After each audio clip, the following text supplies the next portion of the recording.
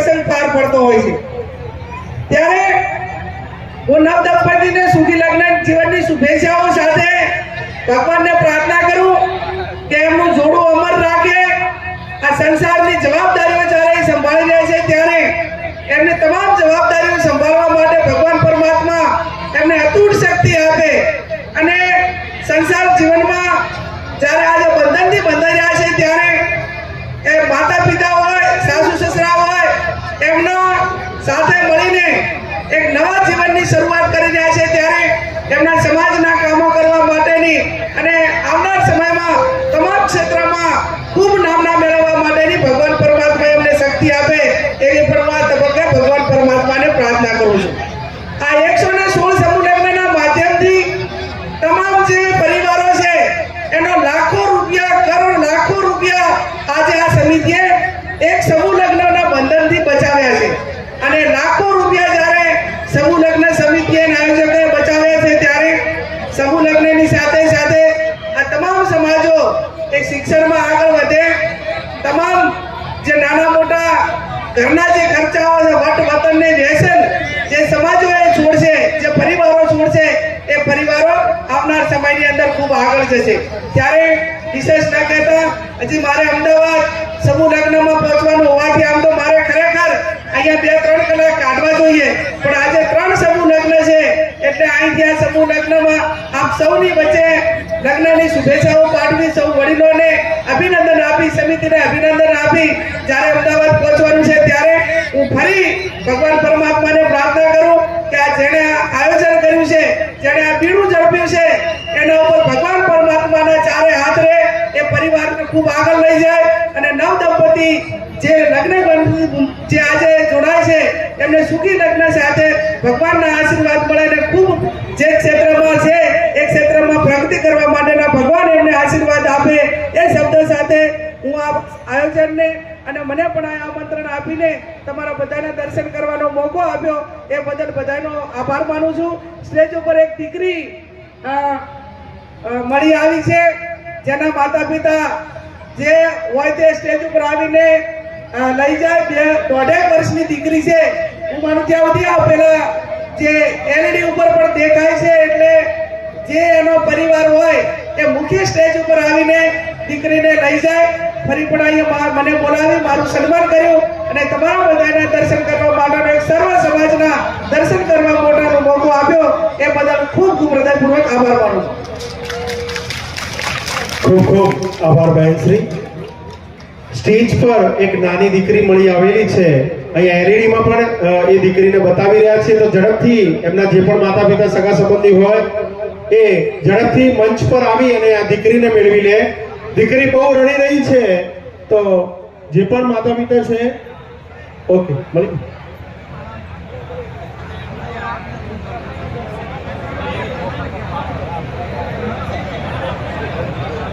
સંત શ્રી કનુરામ મહારાજ પધારી રહ્યા છે તો એમનું સ્વાગત છે।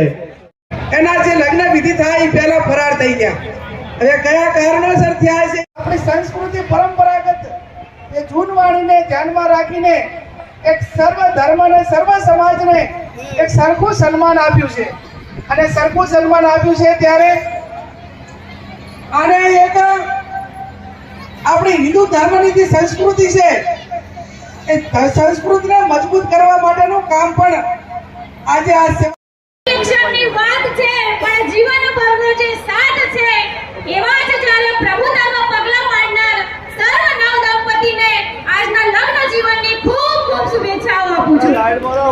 લગ્ન જીવન તમારું સુખમય શાંતિની રીતે પાર પડે, એકમેકના સાથ અને સહકારથી આપ સૌ ચાલો એવી મા જગદંબાને પ્રાર્થના કરું છું।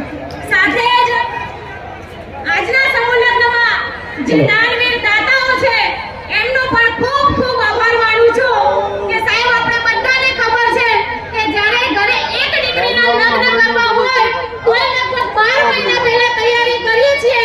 આ તો 107 દીકરીઓના લગ્ન કરે છે ત્યારે કદમ સેવા સમિતિનો ખરેખર આપણે બધાએ બે હાથ ઊંચા કરી તાળી પાડીને કદમ સેવા સમિતિને આવકારીશું। મારે 3 કલાક રમવા જવાનું હતું પણ આટલું સરસ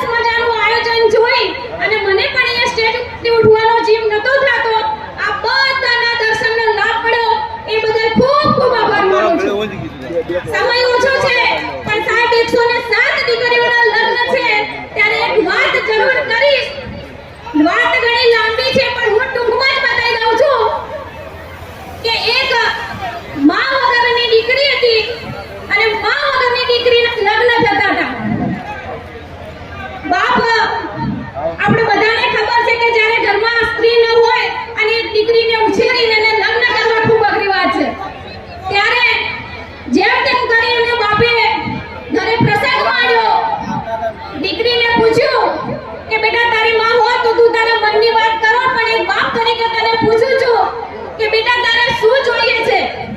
ત્યારે દીકરીએ જવાબ આપ્યો કે બાબા મારે જોઈતું કશુંય નથી, પણ તમને એક વિનંતી કરવી છે.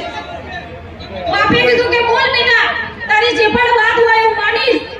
ત્યારે દીકરીએ કીધું આપણે બધાને ખબર છે કે આપણે જ્યારે દીકરીના લગ્ન કરીએ ત્યારે એને આપણે વાસણો આપતા હોઈએ છીએ. અને આ તો હવે પહેલા તો આપણી બધી બહેનોને ખબર છે કે આપણે ચૂલા ઉપર રાંધવું પડતું. ત્યારે દીકરીએ એના બાપને કીધું કે બાબા મારી એક વાત માનજો કે આપ જે વાસણ મને આપો છો એની ઉપર તમારું નામ ના લખાવતા. દીકરીએ કીધું કે તમે જે મને વાસણ આપો છો એની ઉપર તમારું નામ ના લખાવતા. ત્યારે બાપાએ પૂછ્યું કે બેટા વાત તો તારી માનીશ, પણ શું કારણ કે આ વાસણ ઉપર મારું નામ ના લખાવું?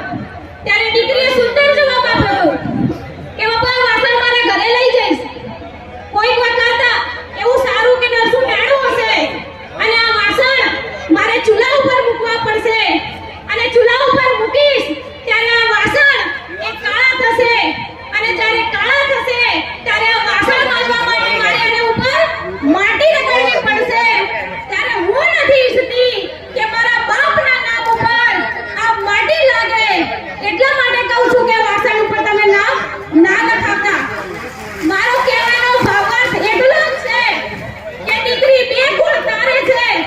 ત્યારે જ્યારે દીકરીએ આવો જવાબ આપ્યો કે બાપા તમારા નામ ઉપર કે આપણા સમાજ ઉપર કે આપણા વડીલો ઉપર કોઈ લાંછન ના લાગે એવું કામ હું ક્યારે નહીં કરું. અને આ વાત બાપે સ્વીકારી. ત્યારે જ કહેવાય છે કે દીકરી કેમ નીચું વાળીને ચાલે છે, એટલે નીચું જોઈને ચાલે છે.